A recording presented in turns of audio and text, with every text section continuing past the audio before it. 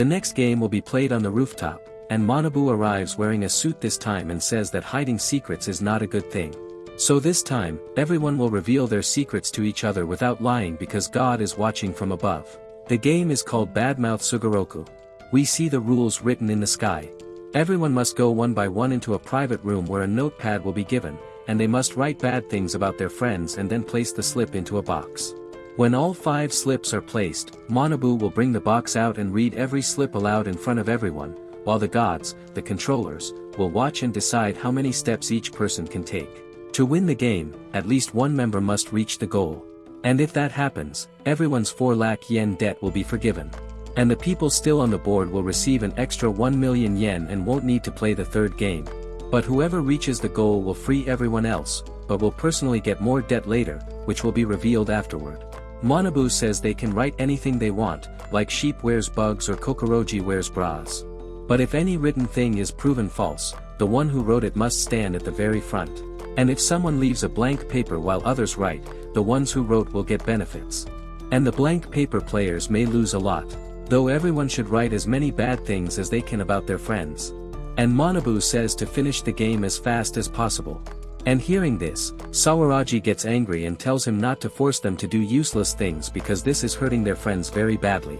And Manabu replies that she can leave her card blank if she wants, and if all cards remain blank, then the gods will not survey anything and everyone will only move 1 step forward. She then says if that's the case, they can all reach the goal together. So Yuichi and his friends decide they will all reach the goal as a group, and everyone will submit blank slips. The game starts, and in the first round, all slips are blank. So everyone moves 1 step forward. But we see that as soon as they move 1 step, each of them gets an extra 1 lakh yen debt. And Yuichi calculates that if they keep moving 1 step at a time like this, in the end, every person will end up with 6 million yen of debt. In the second round, all slips are blank again. But this time, their debt increases not by 1 lakh but by 5 lakhs. And everyone's face becomes strange, while Manabu smiles widely, saying they've only taken 2 steps and already gained 6 lakhs of debt. And then he tells them something shocking. Whoever reaches the goal first will receive all the debt of the group, meaning pushing forward together is foolish. Sawaraji screams at him, saying he is just fooling them. Then the third round happens. 4 slips are blank, but 1 slip is not, meaning someone has betrayed them, and the slip says Sawaraji likes Yuichi. And another line says Savari and Tenji are ex-boyfriend and ex-girlfriend. And after the gods survey it, they declare the statements true and order Savari to move 5 steps while the others move only 1 step. And none of them lose any points. Now a heated argument breaks out because she likes Sawaraji. And Sawaraji likes Yuichi. And Shibe begins yelling at Yuichi. And Tenji tries to calm Shibe, but Shibe shouts at him that he knows nothing. And Tenji says he knows everything because he is Sawaraji's ex-boyfriend. Sawaraji screams at Tenji, telling him to stop talking nonsense because it's a misunderstanding. She explains that she and Tenji were childhood friends. Her father is a police officer, and Tenji's father was a prosecutor, and the 2 fathers were friends in college and wanted their children to marry each other. So Sawaraji and Tenji pretended to date. She says Tenji's father died 2 years ago, and after that, Tenji changed schools, but by chance, they both ended up in the same school again last year. Hearing this, Shibe calms down and says it wasn't real dating but just a fake drama. Manabu then interrupts, saying maybe some romantic things happened between them. And Tenji says he liked Sawaraji before and still likes her now. And he yells at Shibe to stop talking rubbish about her because it always makes him angry. Tenji thinks she wrote the slip, but Shibe says he didn't write anything and only just discovered the truth. She and Tenji begin suspecting each other and start arguing. And Shibe almost hits Tenji when Yuichi steps between them and stops the fight, telling them that if they like her, they shouldn't upset her. On the other side, Kokoroji is telling Sawaraji that she likes Yuichi, and she thinks Yuichi likes her too. Then the 4th round begins. First, Yuichi goes to write, then comes out, and Sawaraji leaves her slip blank. Then the slips are revealed. The first slip says Shibe slept with his mother until junior high. The second says Yuichi once didn't shower for an entire week. And the third says Sawaraji has had plastic surgery. Then everyone takes their steps. Shibe asks Sawaraji if the plastic surgery thing is a lie. And Sawaraji asks if he would stop liking her if it were true. The 5th round begins, and this time only 1 slip is written, but it is a shocking one.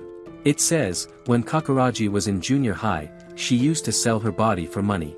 Kokoroji becomes completely devastated and starts crying loudly, and she accuses Sawaraji, saying only she knew about her past, so she must have written it. But Sawaraji repeatedly says she didn't write it. Yet Kokoroji refuses to believe her. She then thinks for a moment and says, Kokoroji doesn't look like a virgin, and her character doesn't match her past. And hearing this, Sawaraji gets angry, and Tenji slaps Shib, telling him never to speak like that about a girl. Tenji then tells Yuichi to take care of Kokoroji. While he and Sawaraji step aside, Yuichi comforts Kokoroji while Shibe stands separately. Kokoroji tells Yuichi that the bullying she is facing here is nothing compared to what she suffered in high school. We then see Kokoroji's past. In junior high, she was bullied constantly by many kids and suffered terribly. But she didn't want to trouble her mother by telling her. Even though she was suffering, neither her friends nor her teachers helped her. So she finally found a way to stop the bullying. She would give money to the ones who bullied her. And whenever she did that, they behaved nicely with her and even laughed and played with her. Because of this, she began to believe that only money could save her. But she was still in junior high and had very little money. So she started looking for ways to earn more. One day, she met a man who said he wanted to talk to her, and slowly he began hanging out with her. They went to parties and restaurants and became very close. The man bought her different clothes and took her photos. And at first, Kokoroji felt it was normal. But one day, the man said he wanted to touch her. Until now, he only took her out, had dinner, and gave her money like she was a rental girlfriend. But the moment he said he wanted to touch her, Kokoroji became shocked. Yuichi asks her if she did anything, and Kokoroji quickly says no, she escaped from there. Then Manabu arrives mocking her, saying he can't believe something like this happened, making Kokoroji even more distressed. She repeats that everything she said is true and begs Yuichi to believe her. At this moment, if Yuichi doesn't trust her, Kokoroji will break completely. In the control room, we see Maria and Tsukino. Maria asks if virginity really matters that much, and Tsukino says every person tries to pretend they're pure, even if they've done dirty things. Then, we see Yuichi telling Kokoroji he doesn't care what happened in junior high, and it doesn't matter to him at all, and he trusts her completely. And then, Yuichi leans close and whispers a secret in her ear, which we will learn later. Maria asks Tsukino what Yuichi said, but Tsukino says she has no idea. She says Yuichi is no innocent boy either and surely has some dark history of his own. Kokoroji becomes ready to continue the game, but asks Yuichi to stay by her side, and she still blames Sawaraji, who keeps defending herself, but Kokoroji says she no longer trusts her. Then Tenji asks Sawaraji what exactly happened with Kokoroji, and Sawaraji says she only knows a little. She explains that when high school started, she once saw some boys bullying Kokoroji and she helped her. And one of the boys said Kokoroji was the kind of girl who would do anything for money. So Sawaraji later asked Kokoroji privately why that boy would say something like that. And Kokoroji told Sawaraji the truth. And at this point, only Sawaraji knew this secret. Then Sawaraji firmly says that she can never betray her friends. And we see Tenji saying, "Yes, I trust you completely. I know you very well because we have been friends since childhood." Tenji again says that he truly trusts her. Hearing this, Sawaraji feels very happy and relaxed. We then see Shibe sitting to the side and listening to their conversation, feeling a little upset. Now in the control room, Maria and Tsukino are wondering who among them is the one betraying everyone. So they start guessing who it could be. Tsukino says that Shibe is already rich, so he would value love and friendship more. While Maria says it could be that Sawaraji is fooling everyone and she is the traitor because she knows everything about everyone. And it could also be Yuichi. But then we are shown a scene where a man's face is hidden, and he says that finally friendship is about to break. Then we are shown a flashback of that same day when Tsurugi was taking the collected amount of 2 million yen near the teacher's room. But then a girl comes and tells her that the teacher has called her and that it is very important to go. So Sawaraji puts the money in her locker for a while and locks it properly. Then after some time, we see someone moving towards Sawaraji's locker. But that person bumps into Kokoroji, and the man who bumps into her gets a pen mark on his face because Kokoroji is holding a pen. Kokoroji apologizes to him. Then we hear that same strange voice saying that it's fine. Mistakes happen. After that, Kokoroji asks the unknown person if he needed something from her, to which the unknown person replies, "No, I have already done my work." And we see that the unknown person has the same 2 million yen that were stolen, meaning he is the one who stole it. Kokoroji notices that blood is coming from the unknown person's face, and he says, "It's nothing. This happens all the time." Then we return to the present where the game has not moved forward yet. And again, we hear the unknown person's voice saying that Sawaraji had to undergo plastic surgery because she got a scar in junior high, and only I could know such a personal detail about her. And then finally, we see that person whose voice we were hearing, the one who stole the 2 million yen and pushed everyone into this game. And that person is none other than Masa Tenji. Tenji is the one who wants all of their friendships to break.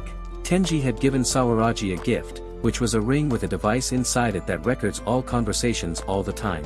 And Tenji keeps listening to everything. That is why Tenji knows Kokoroji's past and also knows where Tsurugi keeps her locker key. Then we see Tenji and Sawaraji talking about who could have written those things about Kokoroji. And Tenji manipulates Sawaraji by saying that he completely trusts her and she should not worry. While inside his mind, he says that it was me who wrote it. I know it wasn't you, not just about Kokoroji. I wrote dirty things about everyone. Tenji says that instead of doubting each other, we should trust one another. But his real plan is to break Sawaraji's bond. So he keeps implying that Kokoroji is the one behind it. Hearing this, Sawaraji does not fully believe Tenji. But Tenji tries harder to manipulate her by saying that maybe Kokoroji wants sympathy because she has a crush on Yuichi. But you like Yuichi, and maybe Yuichi likes you too. And Kokoroji also knows that you are prettier than her. Even after this, Sawaraji still thinks that Kokoroji could not have written such things about herself. So Tenji says to manipulate her that Yuichi is a very kind and straightforward boy, and if any girl asks him for help, he would obviously help her even if he likes another girl. After hearing this, Sawaraji asks Tenji why he is saying such things to her. And Tenji gets troubled and says, "It's nothing. I'm just worried about you." To which Sawaraji says, "Fine, I'll think about it." Then the game resumes, and Yuichi tells Tenji to go first, and Tenji leaves without saying anything because he does not want anyone to suspect him. As soon as he enters the room, he thinks about what he should write and realizes that no one has said much about him. And since he is always at the back, no one doubts him. So he himself writes bad things about himself. Then as soon as Tenji comes out of the box, Yuichi slaps Sawaraji and asks how she can say that Kokoroji herself wrote all those things. And in response, Sawaraji says that you don't know how far a girl can go to get something. And she looks at Kokoroji and says, "Right, Kokoroji?" To which Kokoroji replies, "Yes, you are absolutely right. Just like some people get plastic surgery to look beautiful." Seeing them fight, Tenji feels very happy because his plan is moving forward quickly. Sawaraji says that she did not get plastic surgery to look beautiful, but to hide a scar on her face. Then she tells Kokoroji that if you don't trust me it's fine. It doesn't matter to me. Kokoroji also says the same, that it doesn't matter to her as long as Yuichi is with her.